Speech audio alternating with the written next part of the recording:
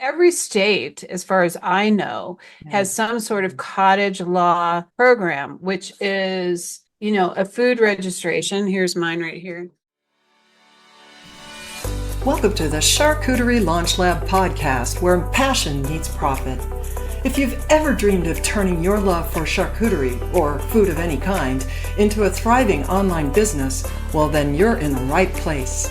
We're Andrea and Patty, the Grazing Biz Sisters. With over 60 years combined experience as a chef and digital marketer, we have walked in your shoes starting our own online businesses. We'll share all of our tips, advice, struggles, and best strategies to help you launch and grow your own online foodie business with ease. The Charcuterie Launch Lab is a space for all food creators and entrepreneurs just like you. Let's dive in and get your yummy business launched online, one board at a time. Hey, hey, hey, welcome to the Charcuterie Launch Lab podcast. It's Patty and Andrea. We're back. In case you haven't noticed, we're in the same clothes we were in the last one because we were recording two in a row. Hey, just so you know, both of us have grandchildren, so we're juggling sometimes our grandchildren and the husband who is mine's retired, and then when he's not here, I try to get stuff done. So I try to record when he's not here because he's loud in the background. So this is going to be a little shorty podcast today. We're going to talk because we are talking about trying to get you launched. If you're new to this business and you want to, you're just having fun creating boards, and now you're thinking you might want to take the next step of getting it out there. So today we wanted to chat briefly about some of the licensing that you might need to be aware of, and food requirements. Obviously, depending on the state or the country that you're listening to us from, which I hope you're all over the world, that would be awesome. You need to look into your local, licensing requirements. But Andrew, what kind of licenses are we looking at first? Like, as far as, first of all, can anybody usually just go out and start handling food without So, some sort of something? yeah, so what I understand, almost every state will have this situation, which is where you are basically treated as a personal chef. Okay. So when you do a personal chef business, what happens is the steps are, and this can apply to charcuterie businesses, the steps are you would have to go buy all the stuff that you need for, let's say, the charcuterie board. So you go buy the meat and the cheeses and whatever and at your local store or wherever you're going to buy it. And then you take it directly to the place that you're going to put this board together. You're going to have all your equipment with you, or you're going to use their equipment. Preferably in this circumstance, you actually want to use their equipment just to keep out of Right. trouble, but it's okay to bring your own. But then you get there, you put everything together, and that's it. You're done. And Okay, that's but treated. okay, so is that a licensing to get a personal chef Now, license or crazy what? I enough, mean, yeah, crazy enough, at least in Arizona, you don't need a license to make that happen. I However, don't need if food handlers experience, no understanding how to clean, wash. nope, Okay, from so what I understand, but I'm not going to encourage people to do that simply because you're better off being informed. You're better off having that information on your website saying, I have this license, whether it's just simply a food handler's license, so you can do the personal chefing. There is typically nobody who follows up on these things unless, as far as the government somebody goes, gets sick. Yeah. unless somebody gets sick. Yeah. And, so just to be on the safe side, and plus you're going to need insurance at some point and we will be talking about that somewhere down the road as well. But in Well, my we are going to case, talk about it because I think it's important right now that people know if you need to start understanding having insurance to protect yourself is like number one. So no matter what, and I'm just going to follow up with what you just said. I think it's important that you do this, that you don't, Mhm. and it's not to just put it on your website. It's really so you understand that you can't just go from the bathroom to the kitchen, right? And Right. without washing your stinking hands, right? So because I spent 17 years as a paralegal, I'm going to really protect, myself and you, that you really need to know that there are laws and regulations to handle Right. food if you're going to share it with the public. And so, although it's possible, you probably could. I mean, you just go and do what Andrew Yeah. just said. I just don't No, think I it's would never smart. encourage. anybody, Yeah. yeah, I would never encourage anybody to do otherwise Right. for that reason. It's just better to be over-informed and have over Right. information for everybody. And I don't think anybody would hire you anyways if you didn't have, Yeah. Right. some kind of credential showing that you know what you're doing. With We're that. not, yeah, you just want to be. So what about just creating the board at home and then taking it? What's going to be required if possible? I know every state now, again, I want to reiterate, every state is going to be different. Maybe the counties, maybe your city, honestly, that because they may not allow you to run businesses out of your subdivision. So your subdivision might have an issue. The only one that probably turn you in would be your neighbors, but understand that if you've got people coming in, picking up stuff from your house, people are going to start getting suspicious about, she running a business out of that house, right? So you got to go every level within your state, but it's not as hard as it is. You just, as it seems, you just have to know, like figure it out Yeah, for where you're at. But there's yeah. that, but then is it legal to make boards in your house? And what do we know about Arizona? Like we know Arizona, for instance, as an example. Right. So what we know about Arizona, and these laws have just recently changed because we do have a lot of people on the streets, on the corners selling what tamales and burritos. Yeah, So yeah. they recently came up with what we're calling here in Arizona, just as slang, the tamale law, which is part of the Cottage program. So every state, as far as I know, Yeah. has some sort of cottage law program, which is a food registration. Here's mine right here. Let's see, Yeah. how do I get it on there? Yeah. So, it's just a food registration. They do, in our case, it's free, but you do have to pay for the food handler's card, which is part of the registration. I only paid like, I don't know, $10 or something for the food handler's card. But you had It to take takes a a little bit test. of time. Yeah, you Yeah, take a little test, right? so you go through a course and you take a test at the end. They make sure that you Yeah. know what you're doing, like the washing of the hands and then keeping everything sanitized, and what temperature does everything have to be at and stay at. So in our case, the cottage food registration law has changed. So we can now make, for example, a charcuterie board. I can make it in my kitchen. I have to store it based on the food handler's information, being in that danger zone of food, which if you do a food handler's card, you'll understand what that means, and keeping everything the way they tell you to do it. And then you wrap it up and you deliver it, and it doesn't get touched in the meantime. It just gets wrapped up, everything is secure, and then you deliver it and drop it off, and that's where it gets unwrapped. Hmm. So that's our laws here. Right. Most cottage laws in most states will not allow you to do the charcuterie boards in your business, in your home, Because it's perishable. because it's Right. perishable, and they want to make sure that everybody's safe.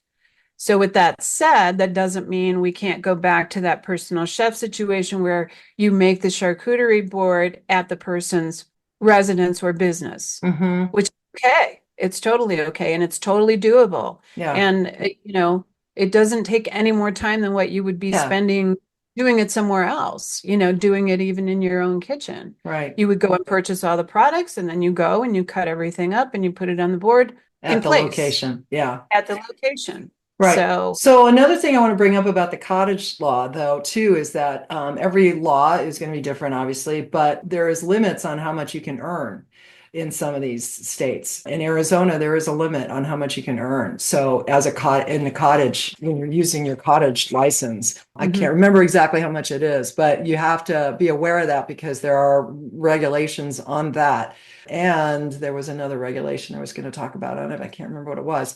But just make sure that if you're going to research it, which obviously you will, what if the cottage law will actually work for you in your state to get a cottage registration certificate, right? For what you want to do, right? But I do like the idea of being able to go to their house and do that, or their location. What if it's like one way to start. That's yeah, one it's a way good to way to start. get started. Yeah, without Yeah. having to worry about, all that. Now, insurance, though, because you do still want to have that insurance. I was surprised to hear from you that the insurance wasn't that expensive. I thought it would be, what was it, like 25 or It- 45 a month or something like yeah, that? the And what does it cheap cover? Liability? in case you make some Yeah, sense. I want to say it covered 3 million in damages if something happened. But, Yeah, it the depends on your chances, the coverage. great thing about charcuterie, if you're sticking with that, I mean, It's people already are taking. mold. It's already Right. moldy. So, exactly. But charcuterie is like taken to a whole nother level when they want to they call charcuterie boards, somebody Everything. delivers a bunch of hot dogs on a thing with Yeah. buns and whatever. They Yeah. call that a charcuterie board. In theory, that's a whole Taco. nother story for us, a whole nother topic. It Yeah. is not really a charcuterie board. That is what I would call catering. Yeah, So right. there's two different sides to that. Anyway, we don't want to go down that rabbit No, hole but because we, it's something but there's just something to know because there's a lot of right. people who want to make these boards with all Talking these about different cheese things on. Yeah. And jellies. as far as the way that you're storing it in your house, oh, let's talk real briefly about the difference. Like if you didn't do it at home, but you could get a commercial kitchen, but you didn't want to buy a kitchen or you didn't want to rent a full-blown kitchen, there are facilities out there and companies out there that actually will help you, find a temporary type place that's just for on the hour basis, right? Hmm. So Hmm. you could actually go into a neighborhood restaurant that that doesn't open up during certain hours and see if they'd be willing Right. to let you go in there, like a little deli or something along those lines. But you've Hmm. got this issue about storing the refrigeration, like the refrigeration side of it, because you're not going to be schlepping that home and then bringing it in. So you're going to have somewhere to refrigerate this stuff, right? Because that's the biggest thing. You really only need it for this business. Am I right or wrong? All you really need is a counter and a refrigerator and some Right. knives, Well, right? you got to be I able to, mean, you got to you're have going to the need other cleaning. things, but as far as the kitchen goes, Yeah. I mean, again, we have to keep going back to this because I don't want to get myself in trouble no, about the whole, cottage law and different health department laws.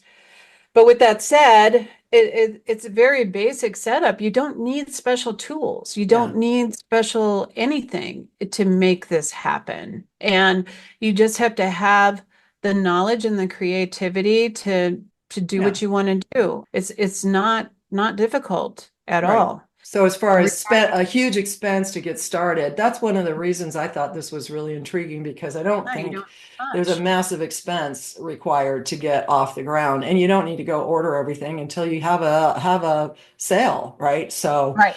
and Right. then you can buy the things and not necessarily use everything that you purchased in that one board for that person. And you could make more than one board. While I'm on the subject, because we're talking about refrigeration, can you freeze cheese? Is every cheese freezable? It can, but not every cheese is freezable. Some Yeah. will I'm sorry, some will lose an enormous amount of integrity by being frozen. Yeah. Probably same thing with the meats and things too, I would imagine. Yeah, Yeah. After a so while. Yeah. it's always best to try to organize yourself around, you know, Right. around whatever you're purchasing. The great thing about it though is that cheese and meats, They're cured. the Shelf, cured version have a very long shelf life. refrigerated. Yeah. Yeah. And so if you learn how to wrap things up, especially the cheese seems to be the most perishable, but really there's some great ways, that we'll talk about wrapping them up in different types of, not plastic but paper and Oh, things like that will keep it longer in longer your fridge. in your fridge. It's a good idea. Yeah. Yeah, I mean, you don't Uh, want to keep anything for more than a week or two, but point right. is, if you don't wrap it right, even a basic, Right. cheddar will get nasty in a few days. Mhm. So, So yep. to get back on the legal side of this too, is like you don't have an LLC. I do have an LLC for my business, and I've done it to protect myself financially, probably more than anything else, because you can file your taxes. And I'm not going to get into what is good idea for anybody, but there are different tax levels that come into play as a result of the type of legal like tax registration you have. So you could, like I'm an LLC, so I can file under like a sole, not a sole proprietor, a sole S corp.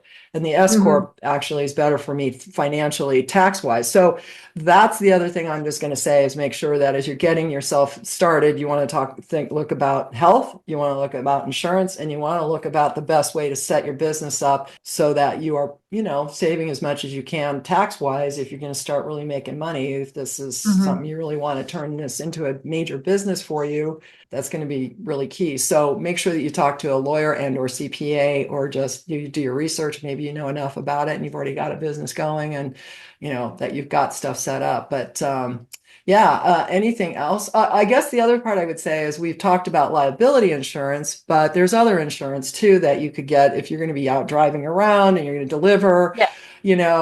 if you're going to have employees, workers' comp insurance, those kind of things. But again, if you're just starting, which most of us are who are going to be here probably, or are trying to grow what they've got, just make sure, I think, really that you've done your research on these major things. And again, I don't think any of this is like going to cost you an arm and a leg to get this stuff. Your license, you just said $10 to get your cottage thing. I think it cost, I mean, I want to say it was like $12 to get the food yeah. handlers thing. They want people to be legal and knowledged. Mhm. They're not, I mean, granted, all states are trying to make money, but at the end of the day, I mean, in my case, this cottage thing, I couldn't believe it. I got on there and it was like, it's free. Holy crap. Yeah. But they knew you were going to have to pay for the food handlers because in order to get the cottage license, you And had to do pay for that. that. Yeah. Right. There was a little bit, but I wouldn't call it scheming in any way. I mean, I would expect to pay something. And then, of course, we roll into, taxes. When you say taxes, sales taxes.